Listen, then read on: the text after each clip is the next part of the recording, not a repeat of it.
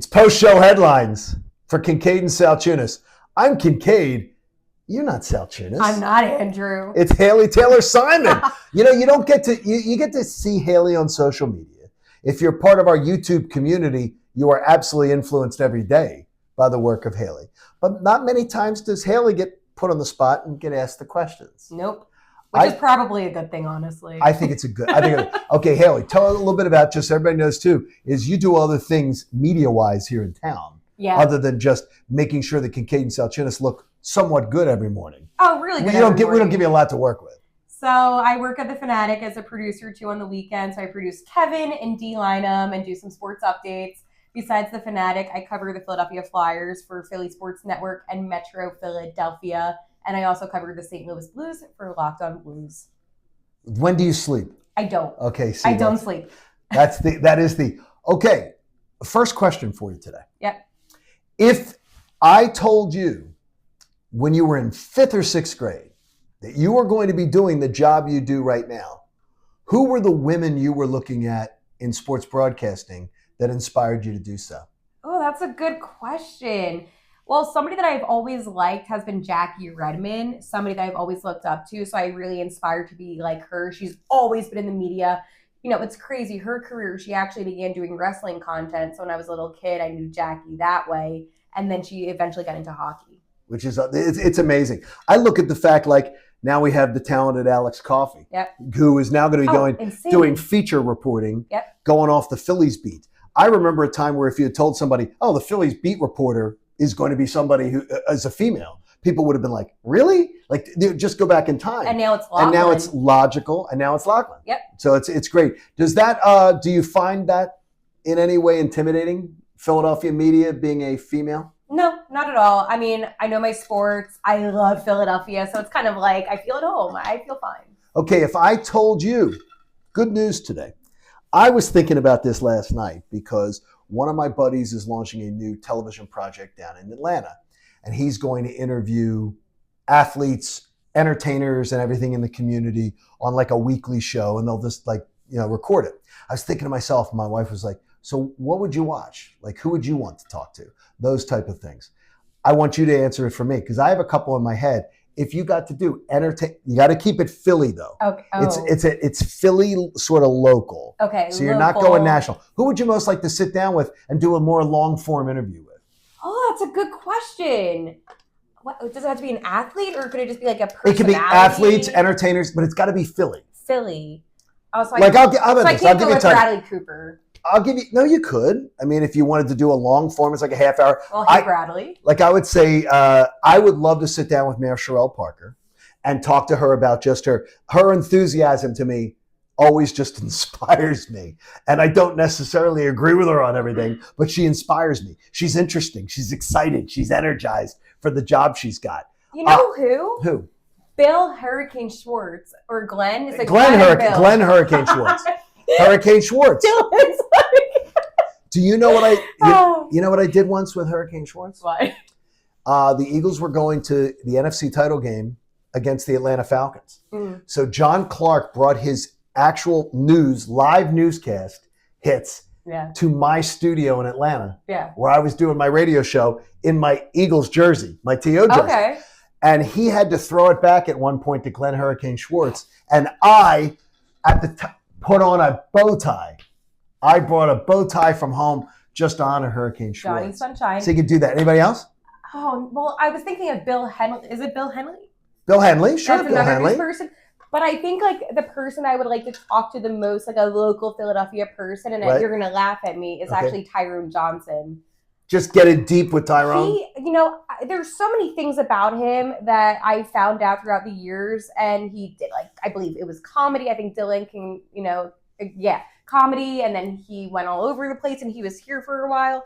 So I kind of just want to talk to him, and because I know so much about you, John, that I don't maybe know as much about Tyrone. That's not a bad idea. It's not a bad idea. Your third question would be this: is that something that I've been thinking about? Is the idea is that as a consumer, you start spending. Mm-hmm. I'm in a different sort of tax bracket, being older than you young people. Yes. Okay. After the Eagles won the Super Bowl, I'm going to play Price is Right. Okay.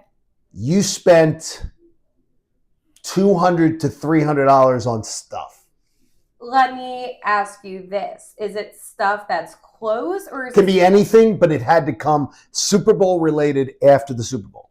All right. Well, I see. This is a different. And if your dad spent that money on you, then that counts. Well, and that's the thing, because I think being at the Super Bowl, that money was kind of already spent, Right. Going to the game. But if we're talking about clothes and merchandise, the people at Rally House sent me this, so this was free. Rally House is awesome. Love Rally House. I got an Eagles tattoo, so that was $100 something. Okay, so you did that. Over that, I got some Eagles merchandise, which was only about like $40. Okay. So Super Bowl more. Okay.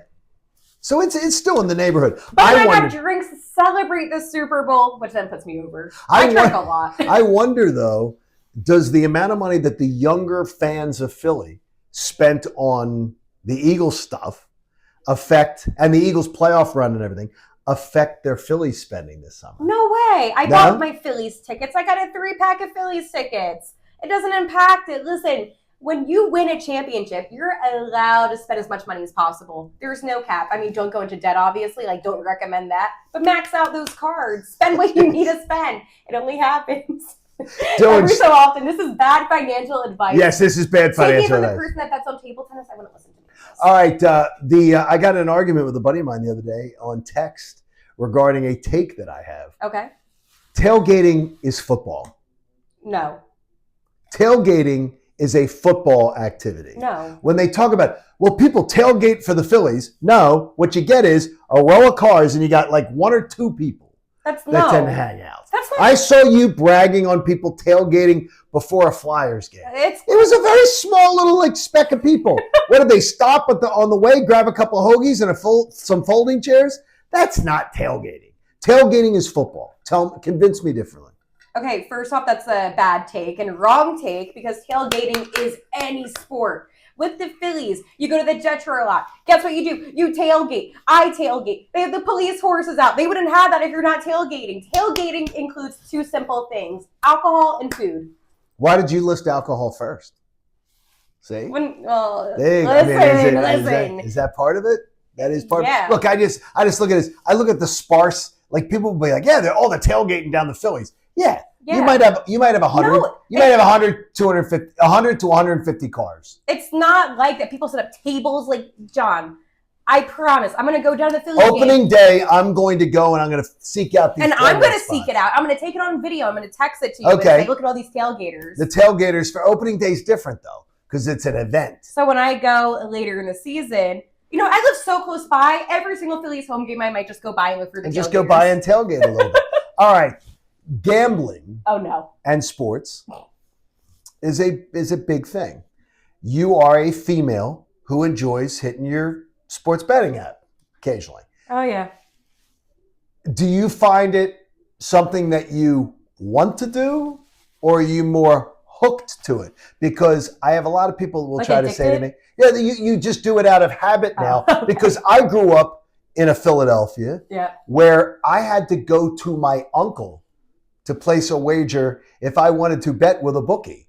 And God rest his soul, he's gone now. But I had to bet with a bookie. You guys all have apps where you can go to an app and you can bet legally. Yep.